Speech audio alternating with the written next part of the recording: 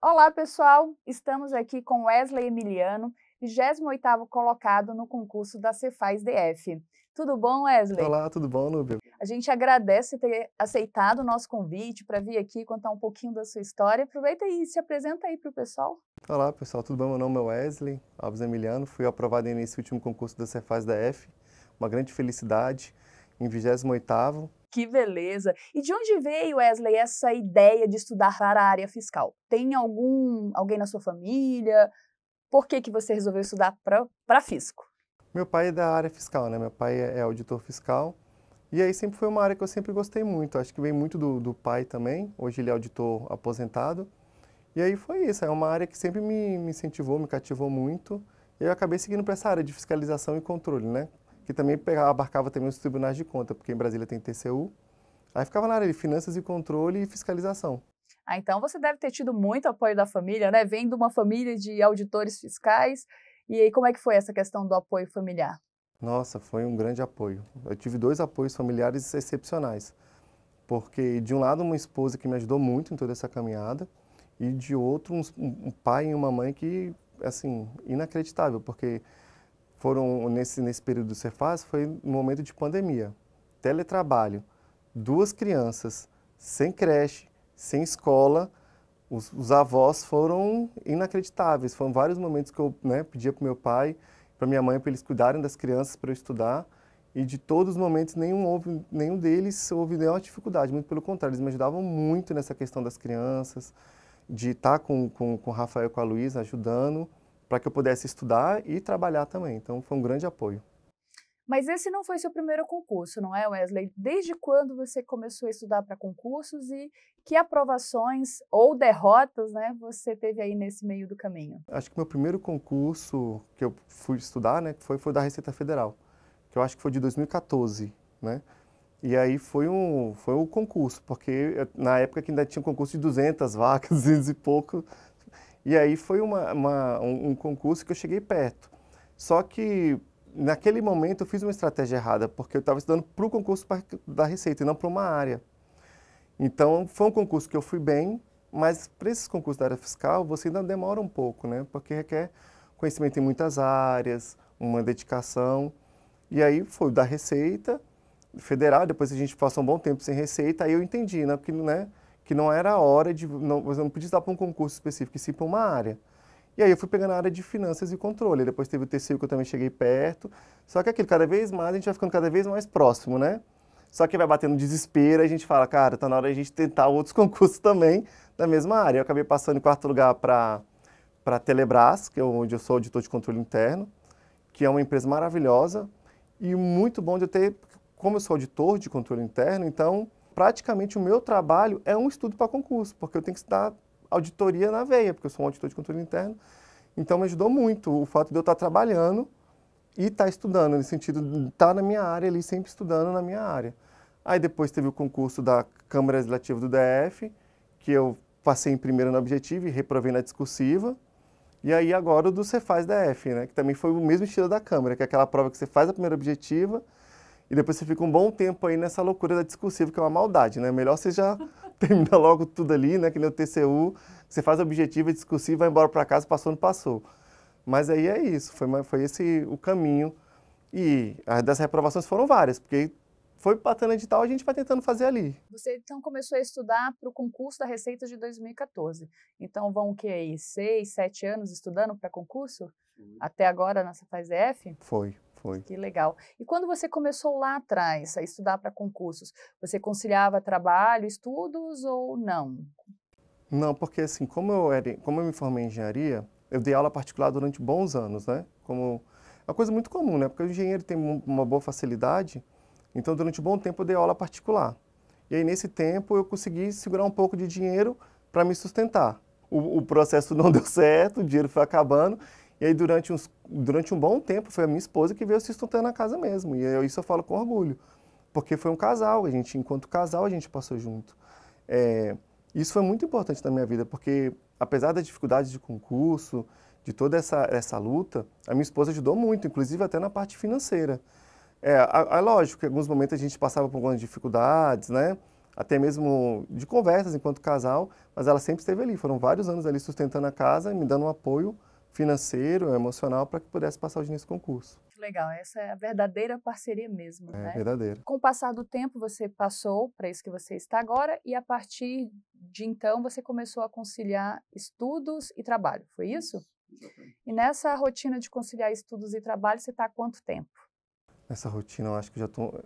É porque eu tenho dificuldade com o tempo, assim, mas eu estou há uns 3 anos já nessa rotina de trabalho e estudo, que não é fácil, não é fácil. Explica pra gente um pouquinho como que você fazia para conciliar trabalho e estudos. Que horas você estudava? Conta um pouquinho da sua rotina de estudos pra gente. Eu sou muito, assim, eu sou muito de planejar e tentar executar ao máximo, né? Então, tinha todo um planejamento, a minha vida, por isso que eu estou falando assim, até minha esposa brinca que agora ela vai ter férias. Concurso para mim é como se fosse uma Olimpíada, então era uma preparação séria. Então, eu tinha até tempo de confraternizar no trabalho, porque eu falava assim, cara, se eu chegar no meu trabalho também e não confraternizar, fica uma coisa muito estranha. Então, tudo no meu trabalho tinha um planejamento. Então, eu tinha a hora de confraternizar, a hora do almoço, por exemplo, eu não almoçava com o pessoal do meu trabalho, porque era a hora que eu revia os meus mapas mentais. Então, eu utilizava esse horário do almoço. Então, tudo que era feito em 1 hora, eu fazia mais rápido, para que eu pudesse chegar em casa com maior qualidade mental para estar estudando também, né? Então, o que eu fazia? Eu estudava na parte da manhã, bem mais cedo, enquanto as crianças estavam dormindo, minha esposa dormindo, era o momento que eu estudava. Aí, o que eu fazia nesses momentos? Como tinha acabado de acordar, eu focalizava em revisão, porque o meu foco era não perder aquilo que eu já sabia. Porque não adiantava eu ter um funil em que eu ia colocando areia e a areia ia descendo. Então, mapa mental, foca nas revisões. Na hora do almoço, eu continuava com as revisões, só que aí, como era meia hora, 40 minutos, eu fazia uma revisão, por exemplo, de direito empresarial em mapa mental, porque eu sabia que era uma matéria menor. Não tinha como você revisar direito constitucional na hora do almoço, é impraticável uma coisa dessa. Então, pegava matérias menores, direito civil, que apesar da matéria muito grande, na área fiscal ele vai no básico ali, então fazia essas revisões. E na parte da noite, que eu já estava cansado, trabalhando, aí às vezes tinha que ajudar a esposa, muitas das vezes quem fazia almoço e janta era eu. O que eu fazia? Eu pegava à noite, 3 horas, fechava o escritório, porque quem é pai sabe que as crianças, né, querem ver os pais, aí o Rafael toda hora queria bater no escritório, aí eu via a mãe gritando, para de, né, ir lá atrapalhar seu pai, seu pai. Então assim, trancava o escritório e falava, cara, agora tem 3 horas ou 2 horas, o tempo que for em exercício. Aí ponto. Aí eu exercício de cada ponto específico da matéria. Então, abri o edital, de cada item de direito constitucional era 10 exercícios. E aí eu me monitorando.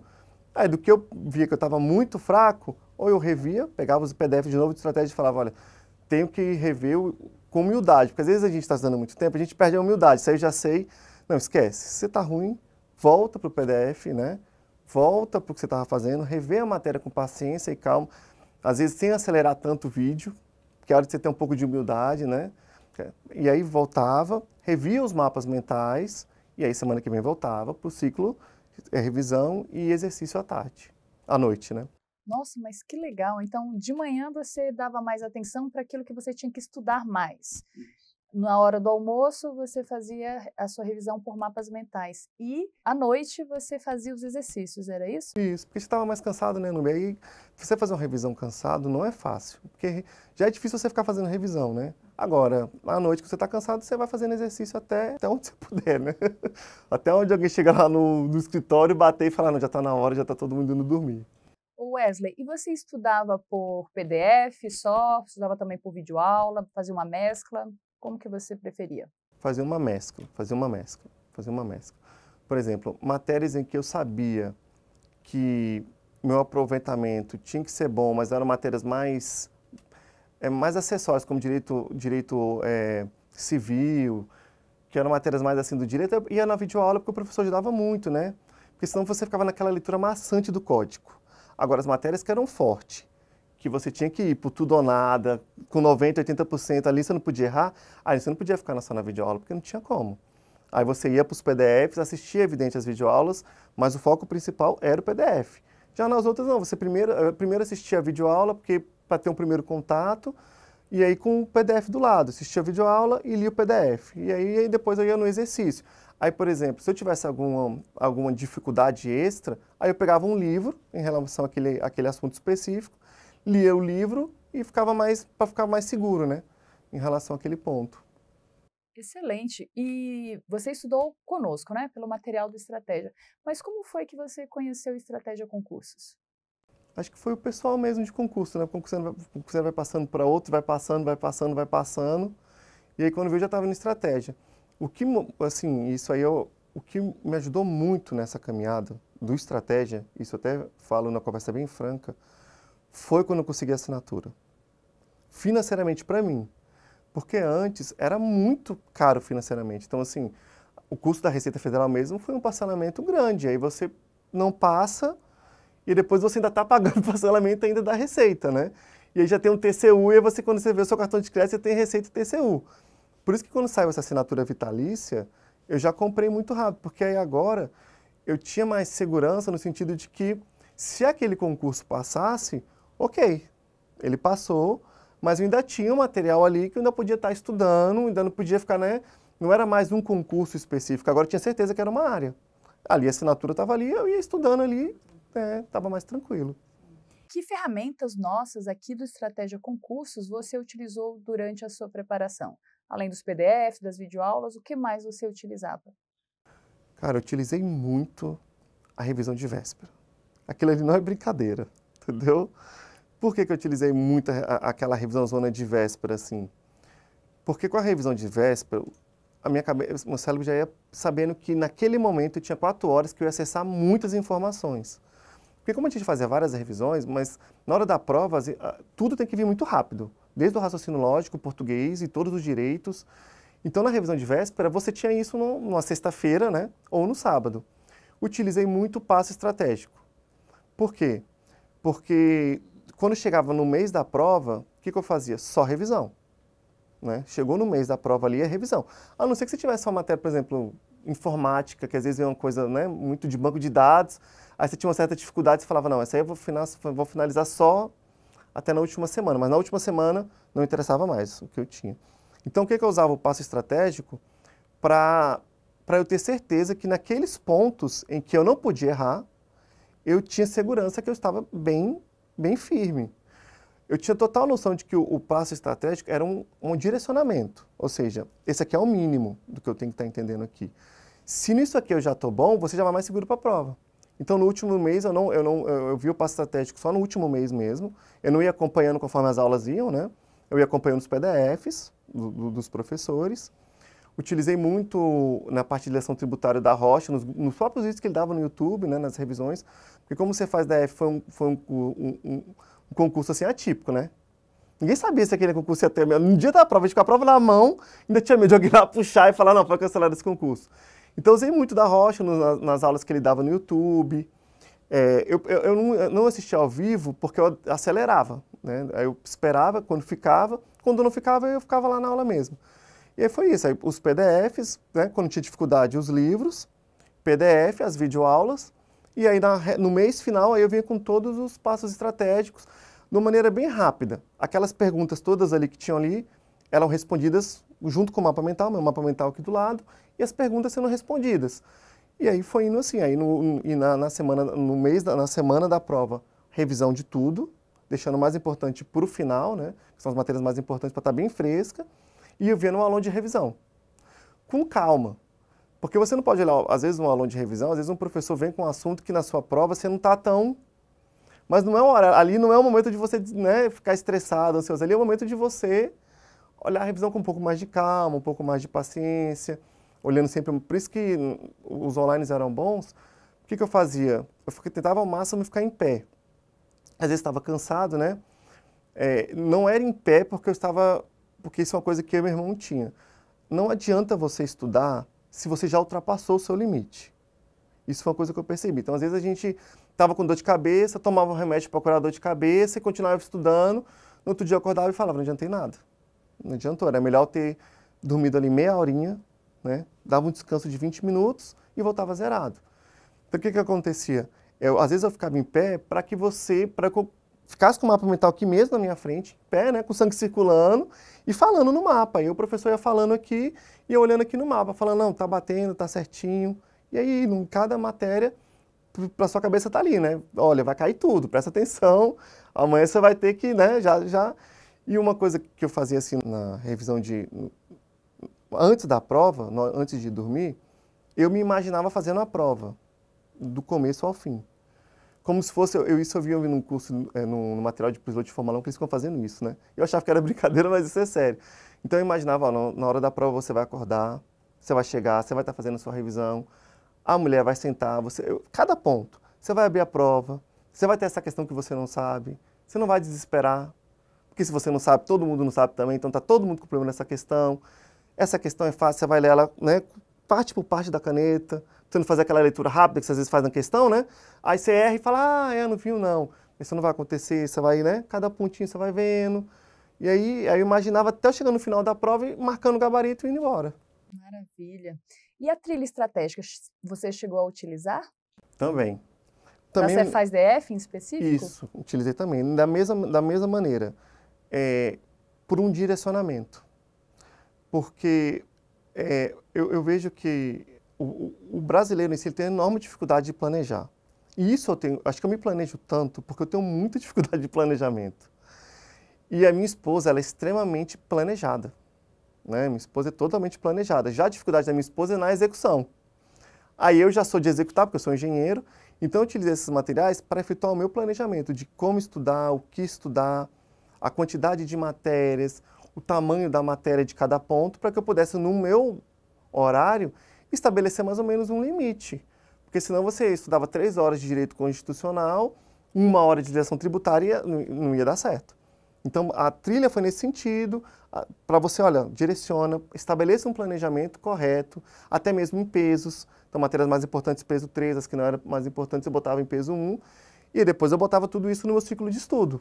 E aí foi nesse sentido, de planejamento. E aí a execução, eu não tinha dificuldade, né? Porque como engenheiro, a parte de executar é com a gente. E aí eu executando até o final, até o dia da prova mesmo. Você falou algo muito legal, que são os mapas mentais, né? Você mesmo construiu os seus mapas? Mesmo. Então, fala aí para o pessoal como é que você fazia isso. Assim, a primeira dica que eu dou, assim, se você quer fazer um mapa mental, você precisa fazer o seu mapa mental, você precisa escrever.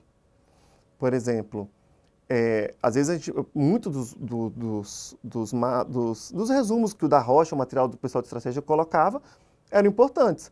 Você não vai pegar ele, você vai escrever ele no seu mapa. Então, o primeiro ponto era escrita mesmo, escrita. E tinha técnicas de cada matéria, por exemplo, meu mapa mental de direito constitucional. Eu li todo o PDF, mas ainda sentia que às vezes as questões davam dificuldadezinha, mas pela minha dificuldade mesmo, às vezes na leitura da matéria, né? No começo disso tudo. Aí, o que eu fiz? Eu pegava o livro. Quando eu peguei o livro, cada mapa mental era um capítulo. Então, por exemplo, se você pegar o livro lá da Maria Silva, de Pedro, que eu também usei, foram os 12 livros que eu só usei, os 3 principais livros, né? Foram de direito constitucional, direito administrativo e direito tributário. E aí, o que eu fiz? Vai lá ter o capítulo dela de atos administrativos. Então, eu olhava o capítulo e falava, cara, o capítulo é grande. Então, eu pegava uma cartolina grande. Tudo vai ter que estar aqui dentro, de atos administrativos. E aí, o que o professor me ensinou foi, cada parágrafo requer uma ideia. Então, cada parágrafo vai ter que estar no seu mapa mental. Parece loucura, e de fato porque parece que o tempo não rende, né? Porque um parágrafo desse tamanho, você vai resumir ele em uma linha. Resumindo, resumindo, resumindo. Só que quando você termina, você tem todo o livro da Maria Silva num mapa mental só em atos, pessoas, aí mesma coisa. Aí o que eu fazia? Esses livros não são livros acadêmicos. Então o que eu fiquei com medo? Às vezes eu estou num capítulo muito grande e não cai na prova. Aí eu pegava um PDF do professor, né, e falava, não, com PDF ele me direcionava. Falava, olha, caraca, atos administrativos ou aqui controle, o professor botou não sei quantas aulas, não sei quantos exercícios, isso aqui é importante, aí eu ia só grifando. E o meu mapa mental, ele era tão, tinha que ser tão rápido, que eu não usava nem caneta colorida, que é para não perder tempo mesmo. Era tudo feito no lápis. Assim, nem tempo, porque não tinha muito tempo, né?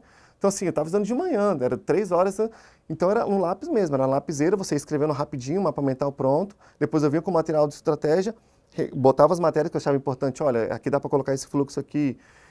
E aí, as questões mais importantes que eu tinha dificuldade ia para o mapa mental. Porque senão o seu mapa mental fica com muita questão. Se tudo que você errar for para o mapa, não vai ter mapa. Aí uma questão que você falava, cara, essa questão é importante. Não é aquela questão muito fora da curva, é aquela questão que você assim, cara, esse aqui é um assunto que sempre cai, e eu fui fazendo isso de todas as matérias. Todas. Não tinha nenhuma matéria que eu não tinha mapa. Mas você fez isso de construir os mapas no pré-edital? No pré-edital. Sim. Que depois, no pós-edital, não dá tempo para fazer essas coisas, né? Estudo de pós-edital, gente. Pós-edital já era, assim. Por isso que a área fiscal é uma área tão difícil. Porque a galera que já vem no pós, né, quando saiu o edital, o pessoal já está afiado. Então, no pós-edital, o que que era? Revisão e exercício. Aí acabou, aí era a preparação de Olimpíada mesmo, né? Aí eu falava com a minha esposa, assim, olha, sábado e domingo, aí eu me trancava. Pós-edital sem vida social? Sem vida, infelizmente não tinha como. Assim, aos poucos, sem vida, mas assim, às vezes a cada 2, 3 finais de semana, aí minha esposa falava, não, aí pelo menos um cinema a gente ia, né? Mas dormir tarde, impossível, não tinha como. Senão outro dia tava acabado. Foram vários casamentos que a minha esposa foi e eu não conseguia acompanhar. Assim, terminava 11 horas, eu ia embora e ela chegava 5 horas da manhã em casa, eu tranquilo, para mim não tinha como. Aí era isso, pós-edital era só exercício e revisão. Então, a prova da Cefaz-DF foi uma prova que aconteceu, né? Teve a prova objetiva e aí depois teve a prova discursiva. Só que a gente teve uma suspensão do concurso no processo e demorou bastante para a prova discursiva. Como que você se preparou para a discursiva? Até porque você já tinha reprovado na discursiva no concurso anterior, né? Como que você se preparou para a discursiva, Wesley? É um desespero, né, Nubia? Porque você fica no limbo, né? Tá bem, mas pode subir. E aí é aquilo, depois que eu fiz as contas da discursiva, o pessoal veio umas planilhas assim, você de ganhar um ponto, perder, e eu vi, olha, é uma nova, não é nem uma nova etapa, é um novo concurso, porque você pode ficar de fora e você pode ser o primeiro ou você pode ser o último. Então já era, parte da objetiva, fingi que foi outro. O que aconteceu? O foco aumenta, porque agora são menos matérias, né? E o concurso passado que eu reprovei também era a mesma matéria. Então, assim, e aí quando eu fiz a Câmara Legislativa, eu vi que o examinador veio uma coisa muito básica. Não tão fácil, não tão difícil, mas era uma coisa básica. E qual foi sua maior dificuldade em relação à discursiva? Por você ter reprovado no anterior, e mesmo sendo mais básico, qual foi sua maior dificuldade? Aí é que está, no estudar o básico. A gente acha que isso é brincadeira, mas não é, porque quando você se vê com 1 mês, 2 meses, só para 3 matérias, 4 matérias e uma discursiva, quando você olha, você se vê vendo nota de livro, né? Entrando em vários doutrinadores, eu já estava com 5 doutrinadores, e eu conversei com o meu irmão e falei, se entrar nessa, a gente vai ficar louco e não vai dar certo. Porque se cair uma nota de rodapé, todo mundo vai se dar mal. Se você conseguisse se dar bem, muito difícil, porque a quantidade de vaga do concurso é alta. Então, o que me aparenta ter é que ele quer chamar pessoas, porque a área fiscal está defasada. Então, foi muito difícil você continuar no básico mesmo. Olha, entenda, só que agora refina. Antigamente, por exemplo, aqui, assim, conceito de isenção. Nunca vou errar numa prova, mas o que é isenção? Aí eu falei, não, peraí, agora é diferente. Então agora eu tenho que decorar o que o Código Tributário falou sobre isenção. Eu estou acostumado a chegar numa prova e o cara falar isenção e eu falar, não, isso aqui está errado. É diferente do cara falar assim, define isenção. Aí o que eu falei, não, agora está na hora de eu decorar o código. Aí eu pensei, agora está na hora de eu pegar o Código Tributário Nacional e decorar. Aí eu comecei agora a decorar os dispositivos de lei, a fechar o olho e escrever. Isenção é tal coisa. Aqui que eu peguei? Eu peguei o Código Tributário Nacional e vim para os títulos. E em cada um deles, eu vim colocando o que é. Por exemplo, o que é competência tributária? E aí eu escrevia. Falava, cara, não está igual, porque eu sabia, o examinador, provavelmente foi o que aconteceu na minha prova. Na minha prova de consultor, uma das coisas que me tirou muito ponto foi que o examinador, na hora que ele olhava a minha prova, ele batia com um espelho, só que o espelho estava a letra da lei. Eu escrevi a mesma coisa, mas não estava que nem a letra da lei. Falei, não, tá na hora então agora de eu decorar a letra da lei. E aí fui decorando a letra da lei. O Código Nacional foi mais fácil, né? O CTN foi mais fácil, né? A gente já está muito acostumado. Mas aí eu fui passar também para a lei. No caso do DF, como o decreto era muito grande, eu falei, não tem como decorar o decreto daquele tamanho. Mas a lei dá para você ir decorando os principais pontos que os professores foram dando. Olha, tem que entender sobre essa questão de crédito imobilizado. E aí fui decorando cada ponto e sempre nos mapas, e sempre revisando os meus mapas mentais. Porque eu sabia que se tudo desse errado, se o cara cobrar uma coisa louca, estava no meu mapa. Dificilmente ele ia sair do meu mapa mental. Porque se eu estudei para a objetiva, que era aquele mundaréu de coisa, na discursiva era só interiorizar ainda mais o mapa. E aí eu fui muito na forma. Porque o que ficou muito difícil no concurso de consultor é que a forma era diferente, né? Então eu paguei um curso muito bom, só que a forma da minha área era diferente, então não tinha discurso, e aí, né, eu acabei pegando o discurso. Então eu falei assim, cara, presta atenção na forma. E aí a primeira forma do Cefaz foi discursiva. Ele não botou o que era. Se era uma questão, né, que nem foi do Cefaz Alagoas, que todo mundo do Cefaz DF pegou a prova do Cefaz Alagoas para estar, né, vendo parâmetro ali, que foi uma prova mais louca que eu já vi na minha vida. E aí eu falei, não, peraí, é questão? Aí eu comecei a pegar os editais que o CESP fez. Aí o que eu fiz? Eu cheguei para o Wallace e falei, Wallace, a gente não estuda tanto para o CESP com questão objetiva? Tá na hora de fazer a mesma coisa. Aí eu peguei todas as questões discursivas feitas pelo CESP, não interessava do que era, e vim batendo com o edital. E eu vi que toda hora que ele botava uma questão, como ele botou no TCDF, era uma questão, era um fato específico. Quando ele botava dissertação, ele não vinha nesse ponto. Ele vinha para você estabelecer, não vinha uma questão prática. Aí eu falei, olha, Wallace, vamos tomar cuidado com o nosso estudo. A gente está vendo muita questão prática, muita questão de cálculo, de ficar calculando ICMS lá em Alagoas. Ele pediu para calcular uma substituição, mas lá estava específico o que seria. No nosso não está assim. Aí, como eu vi que estava muito aberto, aí eu comecei a pegar as questões e fui vendo como é que a banca pensava. E mesmo assim, acredito que todo mundo foi surpreendido com aquela prova. E aí, como eu estava com a forma muito bem estabelecida, eu fui para a discursiva com a forma já na minha cabeça. Eu sabia como é que era a introdução, desenvolvimento e conclusão. E sabia que, dependente do que estava ali, ia cair nessa introdução, desenvolvimento e conclusão, e a questão não ia ter. E aí, e que na hora eu não ficasse tão estressado. Porque como você vem numa reprovação, você fica muito ansioso, né? Ela fica batendo no seu coração. Pô, será que de novo eu vou reprovar na discursiva? Então, a minha esposa, ela adora óleos essenciais. Aí, o que ela fazia? Assim, até o meu ambiente de estudo, ela era extremamente controlado, né? Então, ela vinha, botava uns óleos lá para me acalmar. E aí, o que eu comecei a perceber? Que foram vários amigos médicos, né? Eu fui o único que fez engenharia. E que eles falaram que a memória tinha a ver com o que você cheira também. Então, até isso eu tinha. Então, cada matéria tinha o seu cheiro, aí eu botava vários... É aquela que sabe os cheirinhos lá que ela botava lá, né? Dos óleozinhos. Para que o meu emocional, porque o concurseiro ele tem, é uma junção de matéria, de estresse na hora da prova, então eu tinha que estar com o emocional bem, não super estimulado e nem também muito abaixo porque já tinha reprovado. Então eu não podia ficar achando que só porque eu reprovei naquela prova que foi poxa, com concurso de consultor. Então eu fui trabalhando emocional e vendo que eu errei. Então eu peguei a prova antiga, pedi para o meu irmão dar uma olhada, porque você precisava de uma pessoa de fora para falar, não, olha, isso que você está falando não está aqui. Realmente você não falou isso aqui. E aí vi os meus erros, falei, agora está na hora de eu fazer os acertos e vim consertando. Excelente. E Wesley, durante a sua preparação para concursos, qual foi a maior dificuldade que você precisou superar? Cara, dislexia. Dislexia? Dislexia, Núbia, mas assim, hoje eu dou risada, mas a minha dislexia, ela é fortíssima.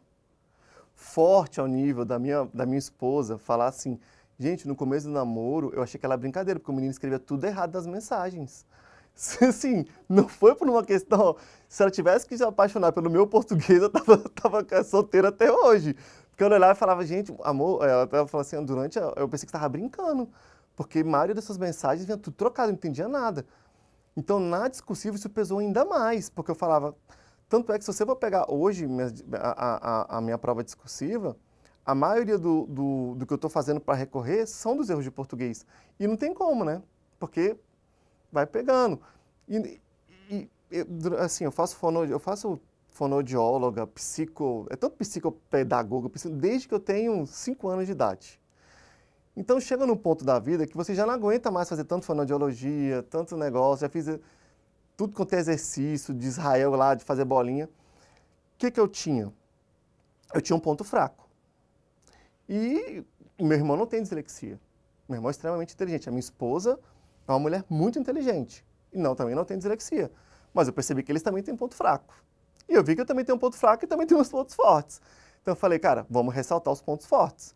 Então eu sabia que a minha prova discursiva, ela iria vir com muito erro de português. Eu já estava preparado para isso. Porque por mais que eu faça revisão, eu não pego a troca da faca com vaca. Então parece brincadeira, mas é sério. Na hora que eu vou escrever faca, sai vaca. E eu posso ler trilhões de vezes, voltar, e o cérebro não pega. Não adianta, não pega. Como houve vários erros na prova de português, que depois olhando assim eu falei, gente do céu, né? Como é que eu não vou botar o H no ouve aqui?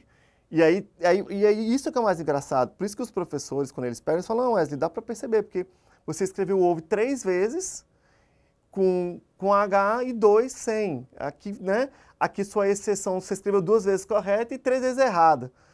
Aí o que eu pensei? Então eu tenho que estar melhor na forma. Por quê? Porque quando o examinador começar a olhar a minha prova, ele vai ver muito erro de português. Ele já vai ficar indignado, né? Ele vai ficar puta da vida, já vai falar, não sabe nem escrever, está aqui fazendo curso. Então eu precisava ter um estilo de redação muito simples para ele entender. Para que, se ele lesse a minha redação naquela leitura dinâmica, ele não iria nem pegar meus erros. Então, assim, quando eu peguei os professores lá analisaram, tinha muito mais erro. Então, o que eu fiz? Eu fiz uma redação bem clean, treinei muitas palavras, né, que eu sabia que eu já errava, e sabia, o que eu fiz? Eu vou ter que melhorar muito, eu não posso brincar com essa questão teórica. Mas esse foi o principal. Por isso que eu falo que é uma coisa muito normal dos concurseiros. Quem passa não é um super inteligente. Tem essa galera, tem. Eu fiz engenharia. Eu sei que é um super inteligente, né? Os 5 primeiros lá, eu conheço pessoas na minha turma que eram inacreditáveis, que eu olhava e falava, gente do céu, eles vão passar? Vão. Mas também vão passar as pessoas normais, que são as que mais passam. Então, eu via que tinha possibilidade de eu passar.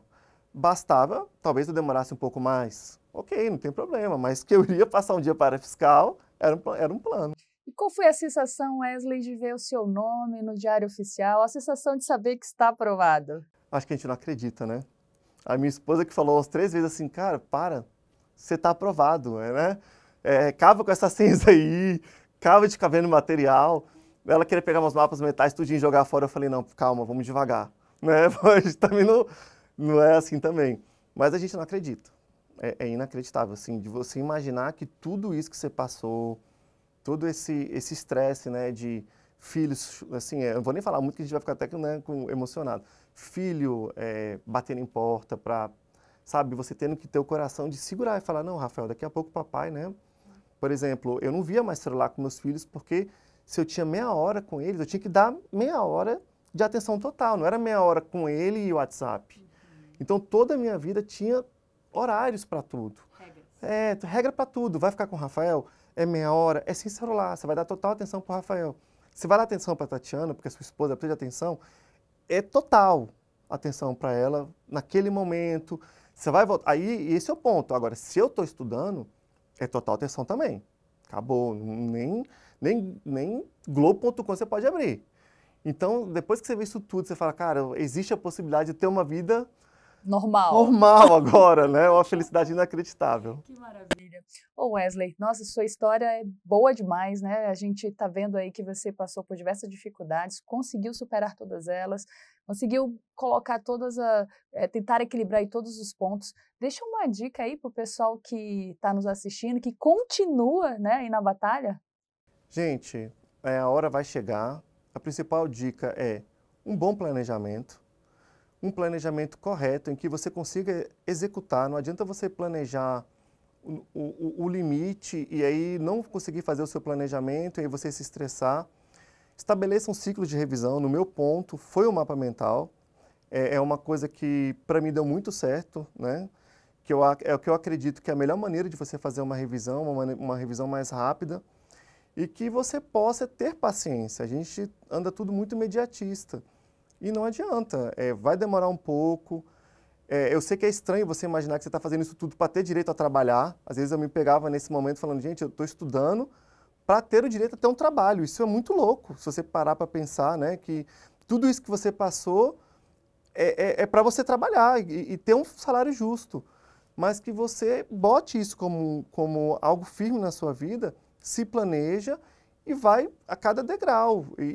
Porque se eu passei com, né, consegui passar aí com 2 filhos, com casado, com uma esposa me ajudando, mas né, é um casamento, não estava solteiro, né, com uma dislexia muito forte, vocês vão conseguir passar também. É só você se planejar, se organizar e vai dar tudo certo. Wesley, a gente agradece muito você ter vindo aqui, dar essa contribuição, fazer essa entrevista, né? Tenho certeza que tem muito concurseiro aí que vai aprender com você. Eu que agradeço aí a Estratégia Concurso, a você pela oportunidade de estar aqui falando a minha história, por você ter, né, topado aí, você ter me ligado, ter entrado em contato para a gente contar a história aí. E é um grande agradecimento. Prazer. Aí. Prazer. Valeu, pessoal. Gente, esse foi o Wesley Miliano, aprovado em 28º lugar no concurso da Cefaz DF.